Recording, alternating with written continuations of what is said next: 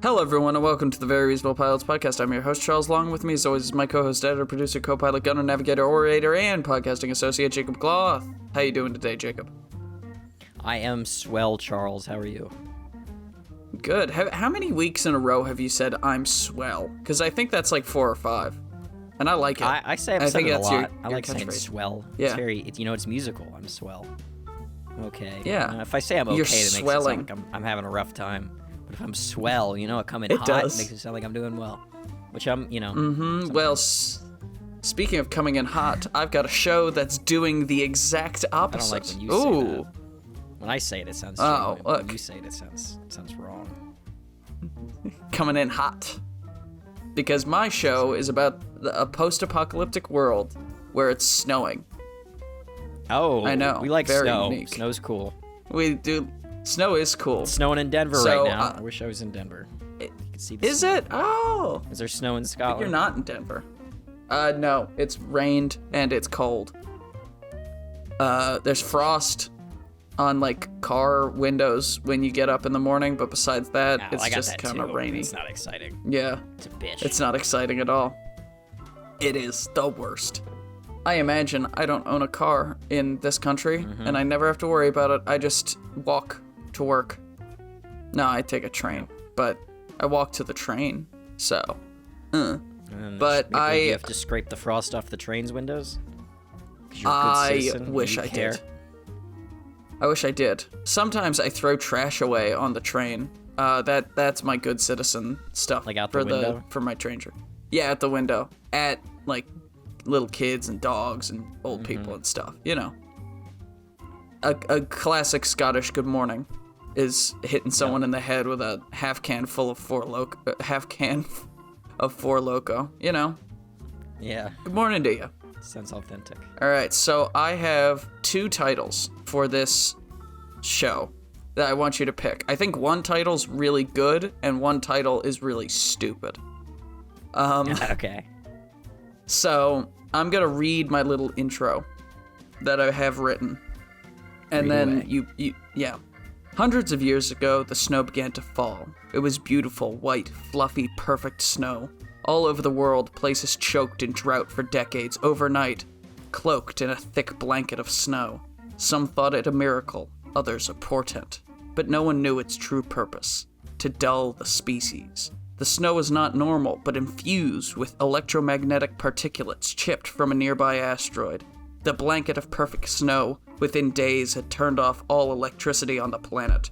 The snow never relents, never melts. Our seasons are dead and buried within the Requiem of White. Alright, Oh, that's our intro. Is Yeah. Requiem of White the title?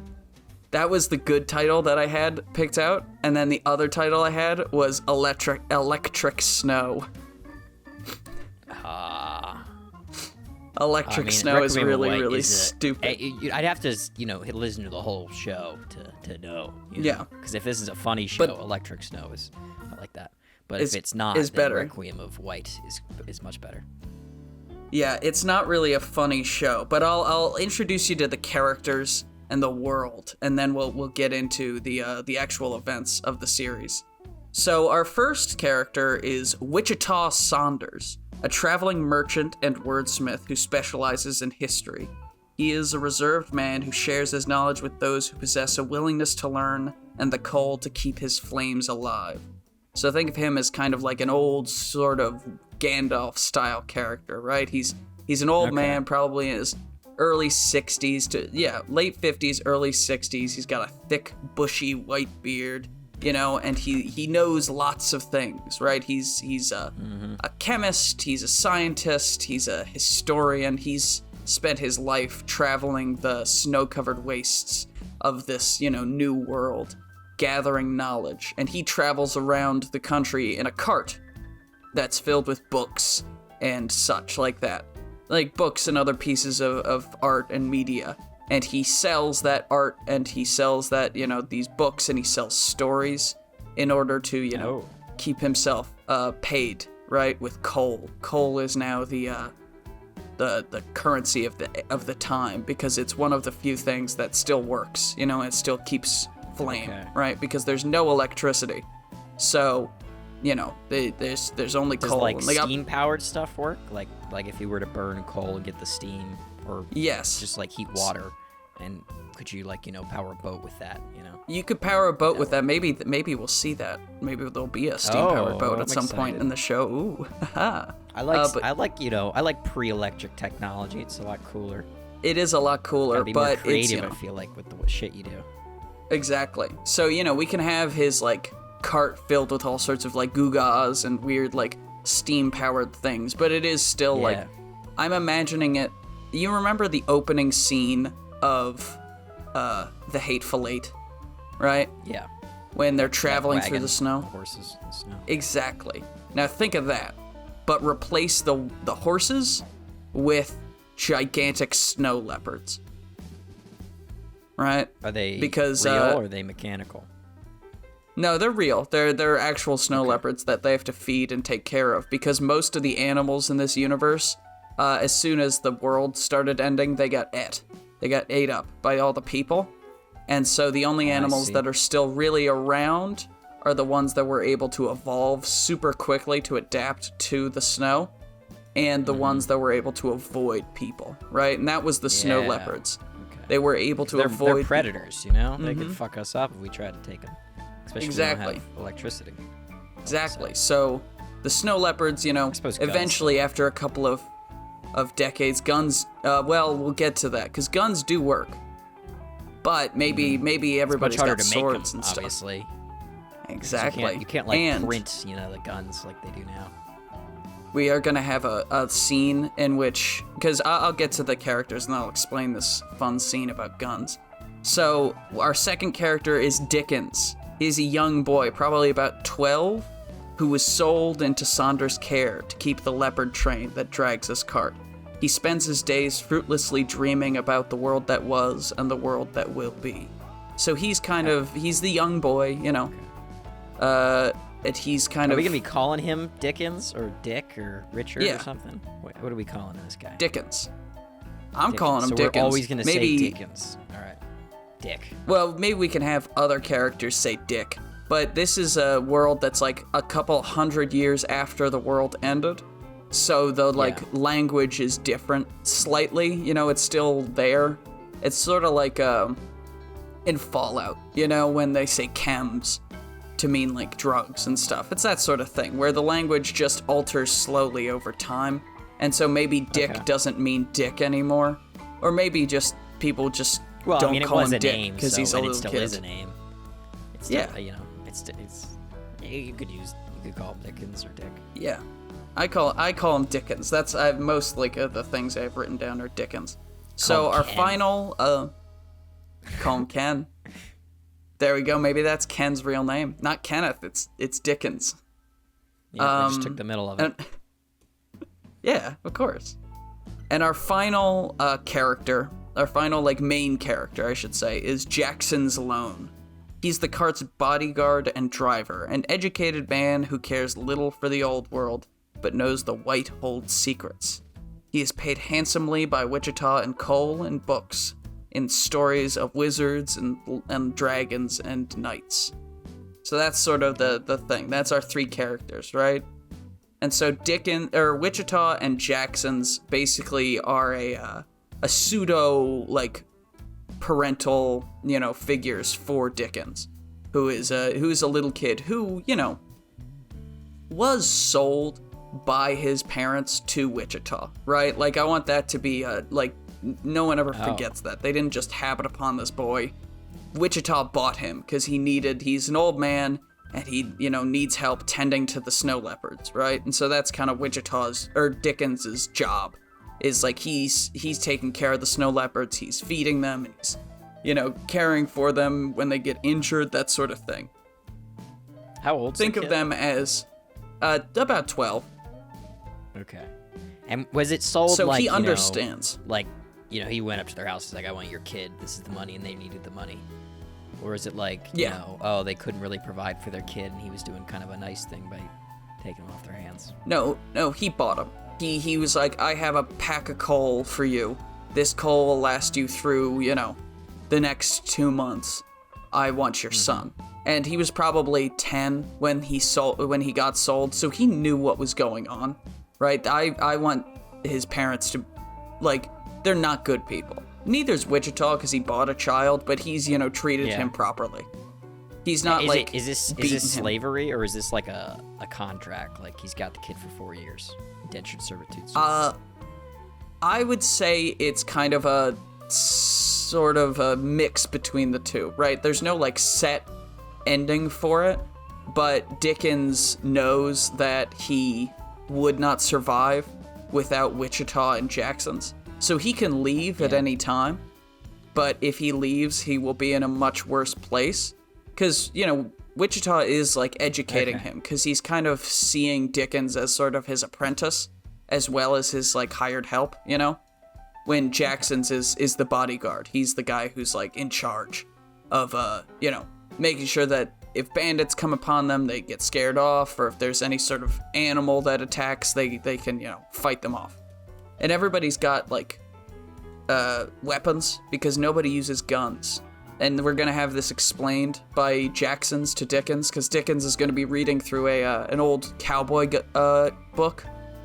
And he's going to say, Jackson's, why don't we use guns? We have the gunpowder, we can make bullets, right? And he's like, Jackson's will say, and this is one of the lines that first came to my head when I was writing this, was, why would anybody waste bustion on something as easy as killing a man, right? So combustion, like the act of being able to start a fire, is so much more important than murder, when you can just murder with your hands and a sword.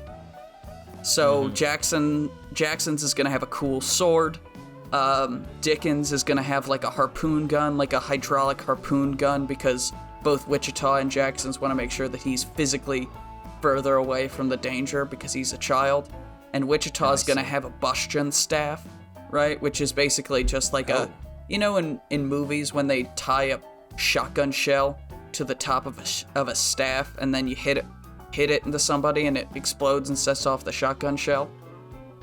That sort of a thing, because Wichita is so rich from his, him being able to like tell stories, and he's a bard basically, but he also sells books and he collects books, and he's got so much coal, saved up that he's able to use it to defend himself. And he's also an old man, he's kind of a frail old man. What's the sword that do you already have that in mind? Because if not, I have an idea.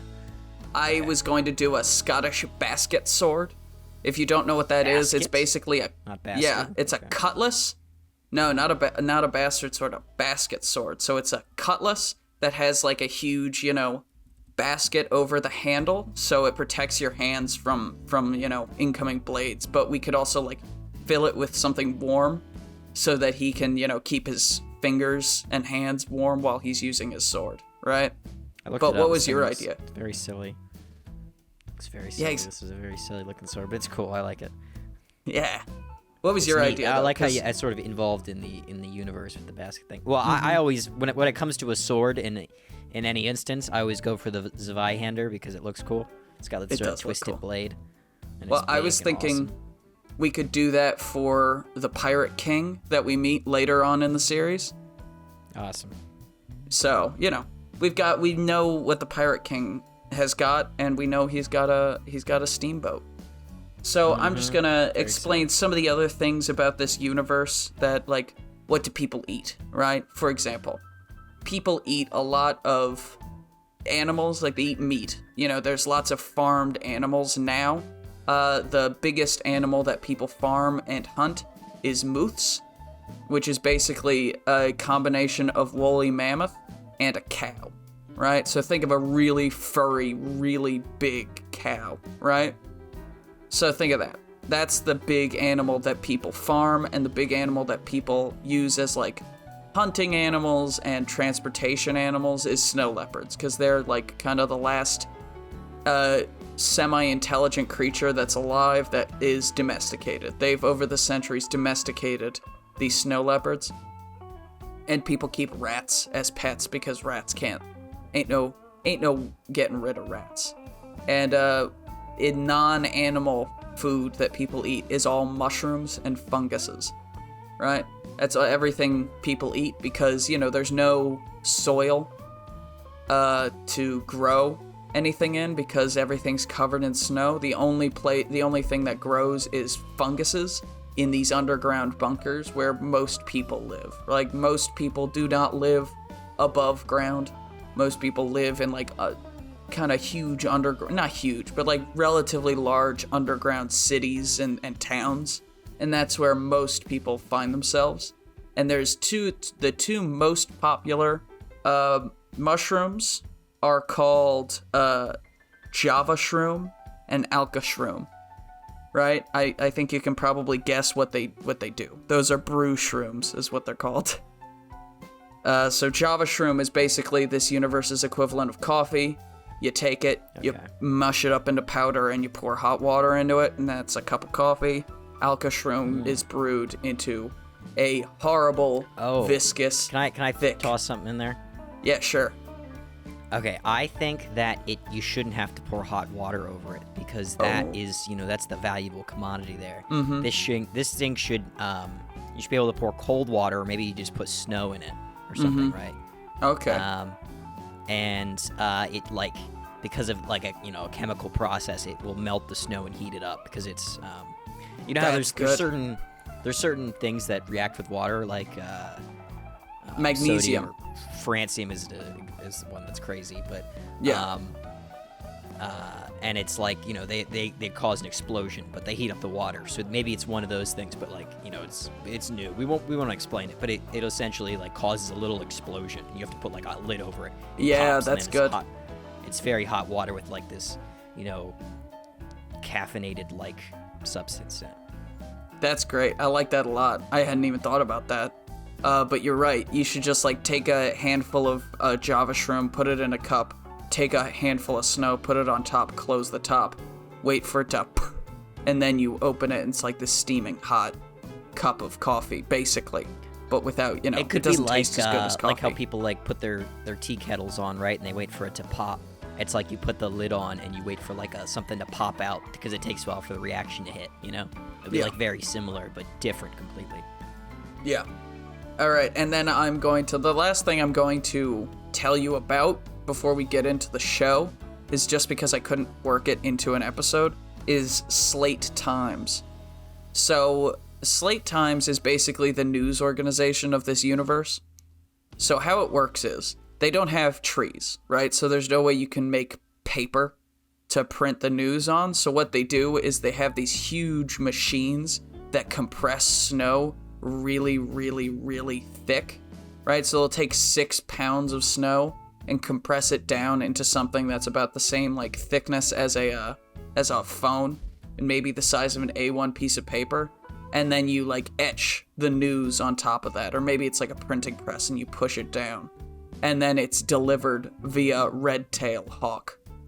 I looked that up. It's red-tail hawk specifically because they're the ones who steal dogs. And the dogs are about 6 pounds, so they can carry 6 pounds worth of snow in a tiny little tablet to people who have it's a flare system, so they set off a flare on the 1st of every month, and that's how the hawks know where to go.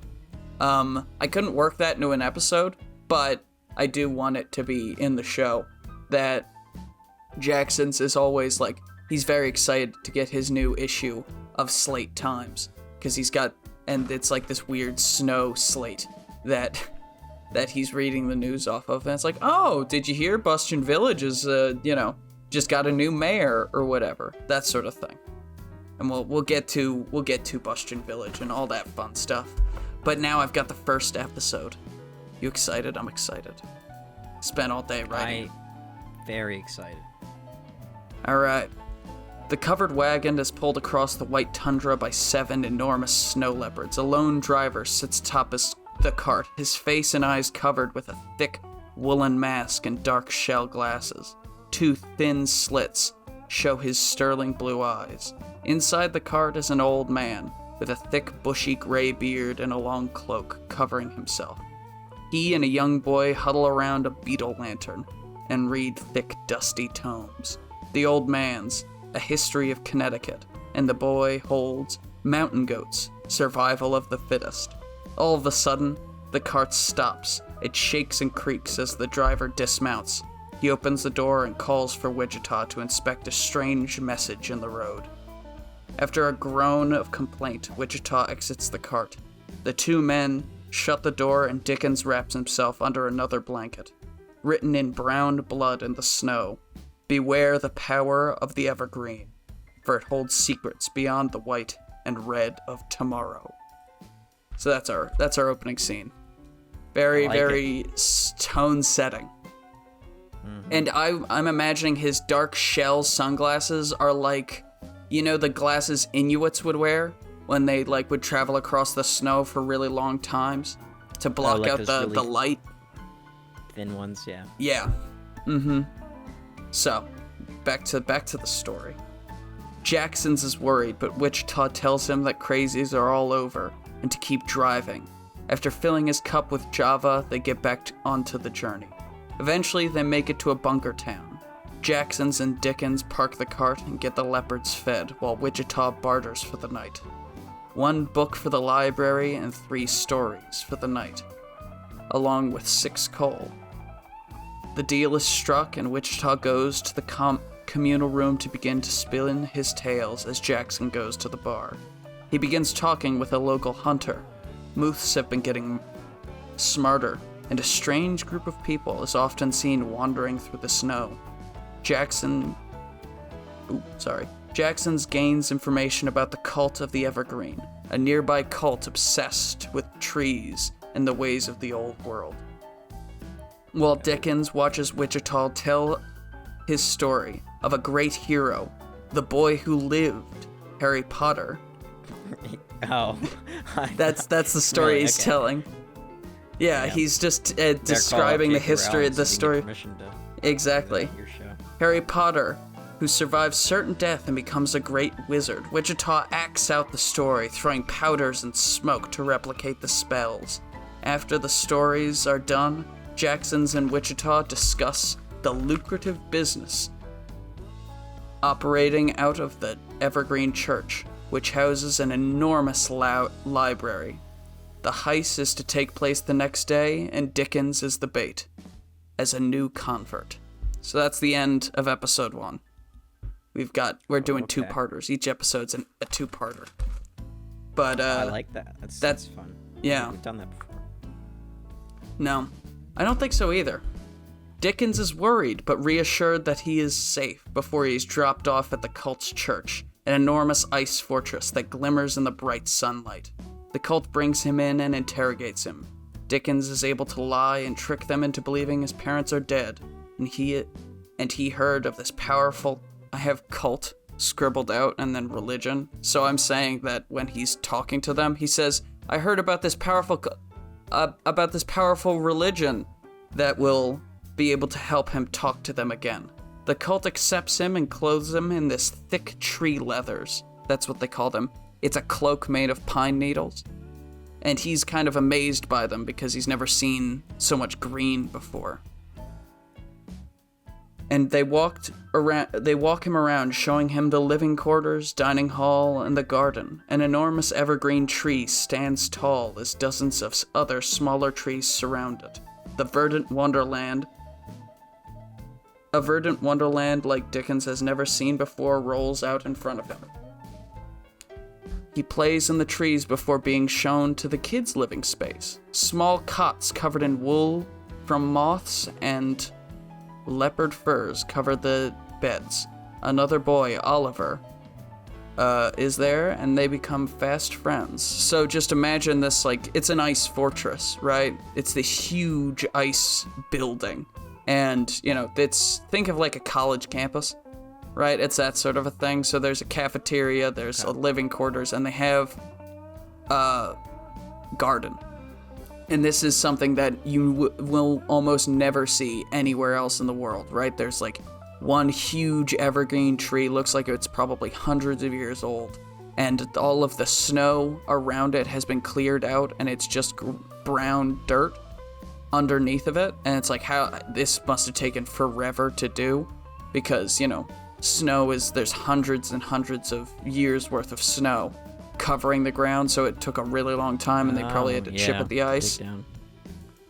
And so on top and next to it, there are a bunch of other like smaller trees that have probably been growing for anywhere between 10 and 50 years. And these, guys in the cult of the Evergreen, they all worship these trees. They see it as some sort of a god, a connection to the old world. And they all wear cloaks made entirely out of pine needles. Pine needles stuck together with sap and, knitted into, long, thick cloaks.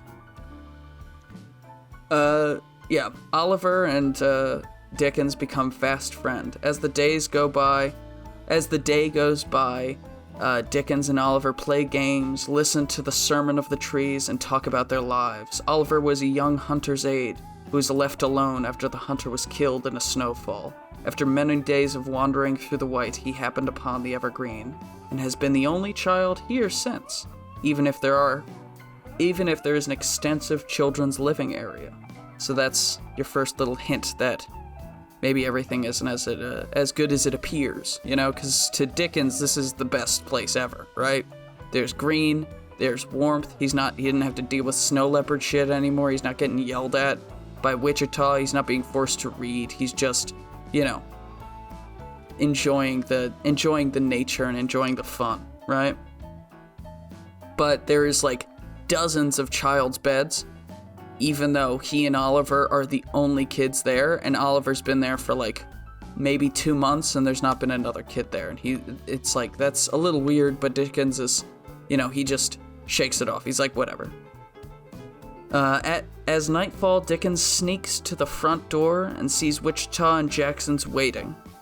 He thinks about unlocking the door, but decides against it, exclaiming that they only use him while the Evergreen cares for him, right? And this is where we're gonna introduce the audience to the fact that Wichita bought Dickens, and that he only sees him as, a slave. He just uses him because he's, too old to do anything himself, and Jackson's just cold and unfeeling, and they don't actually care about him. They only really care about themselves and making money.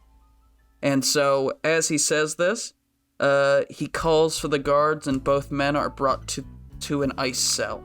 They are imprisoned, but see the library on the way to the cell. They begin melting the ice with their body heat while Oliver and Dickens' initiation begins. At first, they think it's another ceremony, right? All of the cloaked figures bring them into a room together, and they all have their, big pine needle cloaks on, and they begin singing and saying prayers. And Dickens just thinks it's another ceremony until the adults form a circle, and both boys are given razor-sharp knives. They are hesitant at first, but Oliver dives at Dickens. He screams about how he won't go back into the cold, how he needs this, how he needs to stay here. But Dickens is not nearly as bloodthirsty. The screaming and crying alerts Jackson's, who, after, melting the icicle, bars of his cell, is able to burst through. He grabs his weapons and dives into the fray to save Dickens.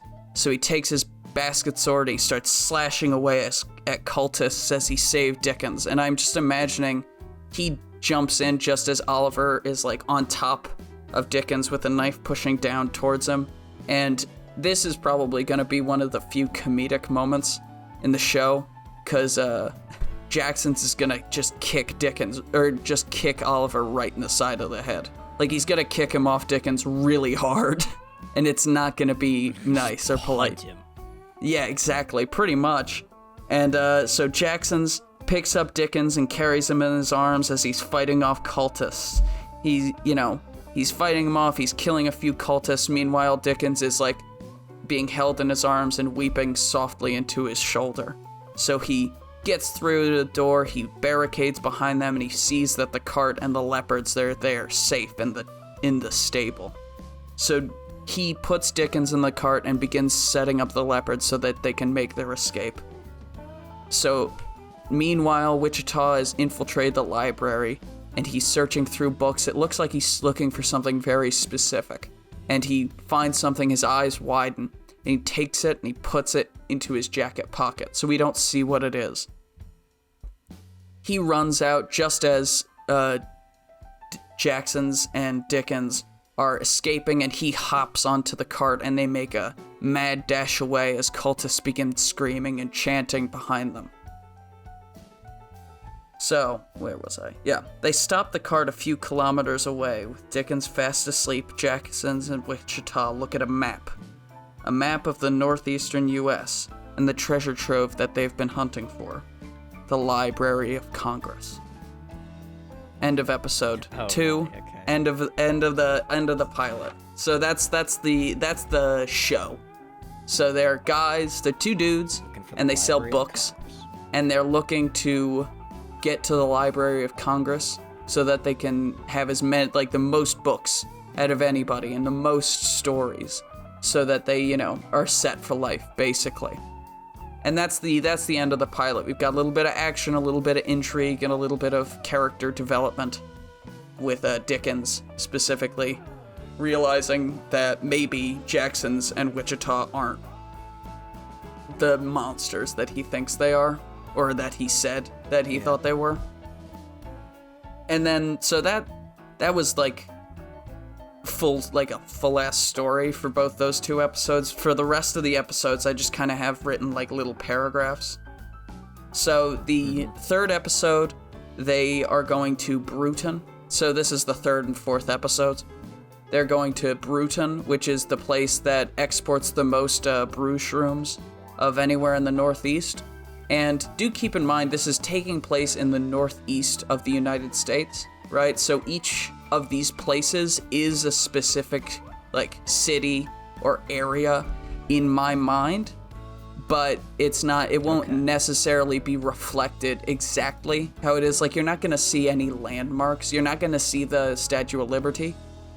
I said that weird. Statue of Liberty? You're going to see the Statue of Liberty because it's, you know, either covered in snow, so buried, or just sunk to the, you know, bottom of the Hudson River, Hudson River Bay?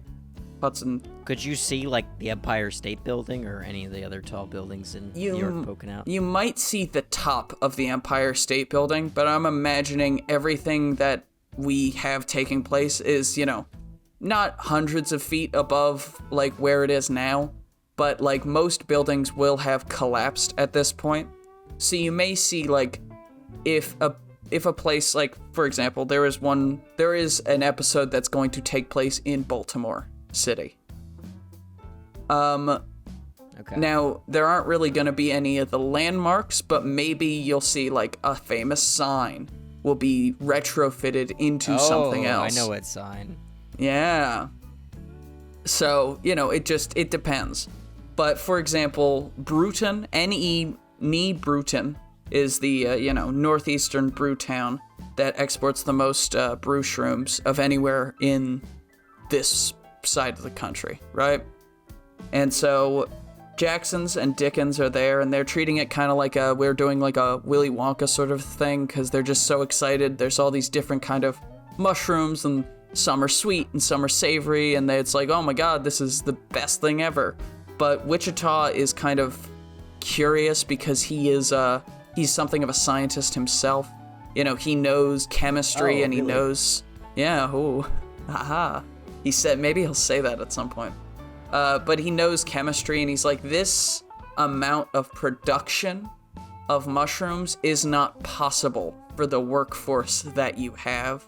And so while Dickens and Jackson's are sort of distracted by the just, like, incredible hospitality of all the people here, Wichita is going to be investigating. He's going to find out that Bruton has an enormous slavery ring underneath of it. And this isn't like the kind of slavery that he has with Dickens, where he's basically an apprentice that was purchased.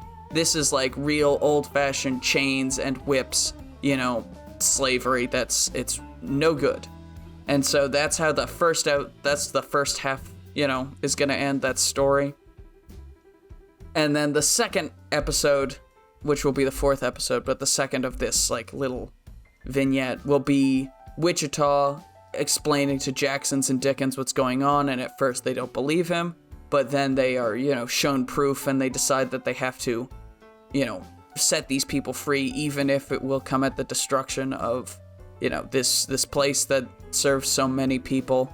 And it's, they get captured and they're tortured, but Wichita is able to escape using his chemical in knowledge, and he's like able to build some sort of little, what's that, I was gonna say Titanite. That's from fucking Dark Souls. I'm sorry, I've been playing a lot of Elden Ring recently. What's the thing that Walter White uses to melt that lock in that show that he's in? I don't remember. Breaking Bad. Okay. Yeah, that one show he's in, Better Call Saul. Yeah. He's used something like that. So like a little powder chemical that will burn through the lock that they're in, and they'll be able to escape. And then he'll set the slaves free, and there'll be this big revolutionary thing that will destroy Bruton. But, leave people there. Leave some of the people there that will be able to pick up the ashes of the brewing facility and, continue brewing and continue producing product, because they are still, it's still a useful thing. But there are going to be a large number of people who do not want to stay here because they were slaves here and it wasn't fun or cool for them. And so that's the end of episode 4. Episode 5 will begin with a wagon train being led by Wichita and Jacksons and Dickens to Bustian Village. Right, and this wagon train is formed of all of the freed slaves who didn't want to stay in Bruton, and Wichita knows of a nearby place because he has a map, and he knows, what the map correlates to in the modern world, right? So I'm imagining Bruton takes place in Boston, Bustian Village is in Pennsylvania or West Virginia. You can pick whichever one, because Bustian Village is a town that is built on top of an old coal mine, so it is the biggest exporter of coal in the Northeast. And the thing about Bustian Village is, even though it provides such an important resource, it is still very much a working town. There's not there's a lot of money here because, they get taken advantage of by pretty much everybody, and everyone working in the town has such a low life expectancy that there's a huge turnover, simply because working in a coal mine isn't good for your health, and pirates, marauders, and raiders are attracted to this town like moths to a flame. And so they get there, and Wichita is paid handsomely in basically commission for bringing all of these new people. And he's like, yeah, that maybe it won't be a good life, but it'll be a life free of slavery. So, it's not morally good, but it's not morally bad either. It's sort of a moral gray area, believe it or not. But as they are about to leave, the town, Bustian Village, is attacked by pirates and marauders, and they're forced to defend it and fight the marauders off, and then they build defenses for the village. Imagine it sort of like a Magnificent Seven sort of situation, where it's like they're compelled by morality, but also sort of they've developed Wichita and Jacksons have developed a sort of relationship with the people in the wagon train, and they don't want to just abandon them here to die because they couldn't be asked to help build a bit of defenses. And we'll have a side story with a minor raider gang that will be paying out to a much larger pirate gang that is based out of the nearby town of Moore. So, Moore controls the entirety of this area, and Moore is very close to Washington, D.C. So, they need to bypass Moore and Moore's area in order to get to Washington, D.C. I wonder what Moore is. Yeah, it could be anything. So they follow the trail of this pirate gang to Moore, and they are able to barter and trade their way into meeting with the Pirate King, right? In this episode, is not going to be Does there very... happen to be a harbor in Moor? Ooh, yes, there's a big harbor in Maybe Moor. a bay that it goes out into? Big old bay, a big old harbor right in Moor, right with a steamboat. And on the steamboat lives a giant man with a giant sword called a Zweihander, I believe. And he's the pirate king of this area. I haven't thought of a name for him. Think of a name for him right now. Charles Buckley. Charles Buckley, the pirate king. I like that. And this episode is not going to be very combat heavy, right? The previous episodes, there's kind of been action and they've been freeing people. This is going to be more of a talk episode because they're going to be setting up a trade between Bustion Village and Moor, right? Because Wichita is going to have to convince Buckley that setting up a trade route with Bustion Village is going to be better for both parties than just sending raiding parties to go and kill them every once in a while. Because if they go and kill them, then they're going to have less people to take the coal. But if you work with them and you just give them passage through in exchange for coal, that's going to make you both happier, right? And that's going to be a whole thing. Maybe we can have sort of a Coliseum thing. If you really want to have some combat, some like cool sword fighting, we could have a Coliseum and Jackson's gets, captured by the Pirate King, and so Wichita is forced to like convince the Pirate King while Jackson's is having like a big epic sword fight with it could be part of their code, like the way that their legislative process works is that you have to literally fight for your bill to get passed. Oh, that's good. I like that. So he has to go into the arena, and I don't know if it's maybe he has to win and they'll consider it or pass it, or if it's like he has to like explain it while fighting, which would be silly. That would be. But I think it's more of like a Roman Colosseum thing, right? So Jackson's has to keep the fight up while Wichita is talking and explaining it. And whether or not Jackson's wins or loses the fight, he has to be entertaining. And then, the cat Charles Buckley will do the thumb thing, thumb up or thumb down for people die or live or whatever. And that could be a fun, very tense moment where you've got this huge dude who's got a mace for one hand and a sword for another hand, and he and Jackson's are fighting. Jackson's, he's keeping it up, but he's not a match for this guy. This guy's a born combatant, and Jackson's is more of just a bodyguard and a killer for hire. And so it's we could have a fun scene where just as Wichita is explaining it, he finishes explaining it and how much of a good idea it would be, and Barkley, and just as that's happening, the gladiator's about to bring his horrible mace hand down on top of Jackson's head, and right before it happens, Buckley yells, "Stop! This bill has passed." And then everybody cheers, That could be fun. That would be nice. I like Thumb up. And then they're like, oh, Quick question. Is Jackson, how old is Jackson? Jackson's in his, I would say mid-30s. Is he younger? Or is he... He's in his mid-30s. Okay. At first I was kind of imagining him younger, but now I kind of see him as Tyrion's bodyguard. That's what I was thinking. A Bronn style. Bronn, yeah, that's his name. Sort of, a bit older, sort of withered, but still with it, and not so, not young enough that he's, he's sprinting everywhere, but not old enough that he doesn't have athletic ability. Yeah, he can still carry Dickens with one hand, with one arm while doing a sword fight, but afterwards his shoulder's gonna hurt, that sort of thing. Yeah. And then with all this, they have been promised safe passage from Moor to DC, right? But Jackson's is obviously hurt. His name isn't Jackson, it's Jackson's, by the way. No.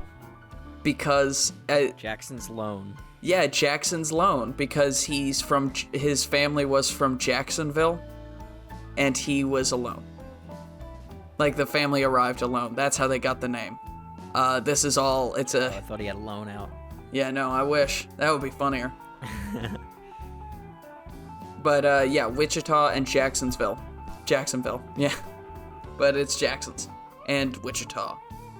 And so they've been guaranteed safe passage, but Jackson's is obviously kind of injured, so they have to stay in the pirate village for a little bit, and maybe we have a bit of rest, and Dickens can play with a kid, and Wichita can spin stories in a local tavern, and right, this could be like a happy episode, because there aren't very many of those in this universe. There aren't very many happiness in this universe, I have to say. Yeah. Yeah, and then we get to our final 2 episodes, in which they make it to DC. It's been a long time, and they begin searching, but they finally made it to Washington DC, and they begin searching for the library, and using the map that Wichita stole at the very beginning from the Cult of the Evergreen, he's able to to pinpoint exactly where the library should be. And he and Jackson's and Dickens begin, shoveling down, descend into the deep darkness of the snow-covered ruins. But they are being watched by these mysterious creatures. We don't really get a good look at them, but they kind of move like a gorilla or an ape-like situation. They're very creepy and weird. And they're just watching them from the darkness of the ruins, right? And they find all of these books. They find the library, and it's really exciting for everybody, and Dickens is super excited because this is what his surrogate parents have been wanting, and Jackson's is happy for money, and Wichita is happy for knowledge and money, but mostly knowledge. He's a knowledge guy. And so I looked this up because I was interested. So I was just going to say that the Library of Congress is multiple buildings, and it's connected by underground tunnels. Turns out, the Library of Congress is multiple buildings, and is also connected by underground tunnels. So, like in real life. Nice. So, there's 2 distinct buildings in DC. One of the buildings is kind of the main building with the most books and stuff in it. And then the other building has a movie theater and is more for TV and movies and stuff. So, Wichita is in the main building, and that's the Thomas Jefferson building, I believe. And he's, like, looking through, and he's really fascinated by all of this crazy history that he didn't know about, like Romans and, Ottoman Empire and Russian history, and he's, like, really excited, and, all this stuff. And meanwhile, Jackson's and Dickens are going to the other building, which is the film and television building. You think, well, there's no electricity, right? So they're not going to be able to watch a movie. But turns out the underground generators are so far down and so shielded from the outside world that they are able to run even with the electromagnetic particulates in the atmosphere and in the snow. So they're able to put on a movie. And I was thinking, what movie should they watch? Because, obviously, Jackson's is into fantasy and, or like, he's into knights and swords and sorcery and that sort of thing. You gonna watch Lord of the Rings? No, I was thinking, should we do something more modern? Should we do something like Lord of the Rings or like the Sam Raimi Spider-Man movies? Surely we should do one of our other shows or movies. That would be an excuse to get that made, and then people would be like, oh, I kind of like that fake movie or TV show and that other show that they came out, and then they'll be like, oh, let's make that. Oh, shit. Yeah. There you go, Charlie. That's inside advertising. Monster Slayer, Beast Slayer, that one. No, I was going to say they watched Wizard of Oz. Because Wizard of Oz, it's a classic. It's a family for, like, it's good for kids, it's good for adults, it's a movie everyone will recognize. Because my initial thought is when a parental figure and a child watch a movie together is always It's a Wonderful Life, just because I love that movie. But I was like, they wouldn't want to watch something that's all fucking snowy. They know what snow looks like. If they were watching a movie, they would want to watch something that looks totally, different from what they know. And I was like, Wizard of Oz. Yeah. Let's do it. So they're watching Wizard of Oz, and it's gonna be a very, very sweet scene of like, we're gonna, have the wizard. She's like, I'll get you, my pretty, and your little dog too. And Dickens is gonna like kind of cuddle up to Jackson's and like hide his face because he's scared of the of the wizard and the witch, and maybe Jackson's will do the same thing because he's also a little scared of the witch, but he doesn't want to show Dickens. It's gonna be a very nice, sweet scene. And then while that's happening, Wichita is captured by the strange creatures that have been following them since they got to DC. And then they finish the movie and they're like, oh, that was great. Let's go get Wichita. Dickens will be like, let's go get Wichita. I want to show him. He'll love it. He'll like it a lot. He's like the wizard. He's like the wizard. Because little kids get excited about stuff like that. And they'll go looking for him, and Jackson's will find like Wichita's stuff all scattered across the ground, and it's like, it'll look like there's a struggle. And, he'll pull out his sword and be like, we're not alone here, Dickens. Get behind me, And that's the end of the episode. Episode 7, Wichita is imprisoned deep, deep, deep underneath of Washington, D.C. in a metal cell with, like, lights on and stuff. Like, fluorescent lights, so he's really deep underground. And he's surrounded by, like, dozens of horrible, sort of, like, squat, Nosferatu-esque creatures. Like, they've got huge bald heads and big wide eyes because they've been living underground, and their skin is sort of this yellowy white pale color. It's horrible. And they're going to be like staring at him and not really understanding what kind of a thing he is, but they're like, we took him because we listened to this. And there's going to be like a giant screen that comes on, and an AI computer is going to begin talking to him. Think of like John Henry Eden in Fallout 3, right? And this giant computer AI is going to explain that these creatures are the mutated, incestuous remains of the U.S. government that hid within the tunnels and the bunkers of Washington, D.C. once the world ended. And they've not set foot outside of D.C. in centuries, and their bloodline has become corrupted, and, after centuries of inbreeding and, being fed, like, paste and like, nutrition paste and shit like that, and not going outside, they've become these creatures. But Wichita and his friends will make good breeding stock so that they could possibly create, a healthier version of this species. And the AI is explaining that their whole reason for being has been to make sure that these things survive, but I, have become dissuaded with this goal as these things became, devolved more and more and became little more than animals. My purpose has become far more, far less specific. And I will bring back the greatness that was the U.S. government, and you will be the first step in that. And so that's when Jackson's will bust in. He'll have a sword. He'll start stabbing guys. But you want to know what? There's like 50 of them, and there's one of Jackson's, so he kind of gets knocked out and captured too. And it's a whole thing. And so he and Wichita are in the cell together, and Wichita's like, you fucking bungled that, didn't you? It's like, it went better in my head, man. I'm sorry. Where's Dickens? Oh, he was right behind me. Where is he? And we'll cut to Dickens. He'll be, crawling through the vents, Die Hard style.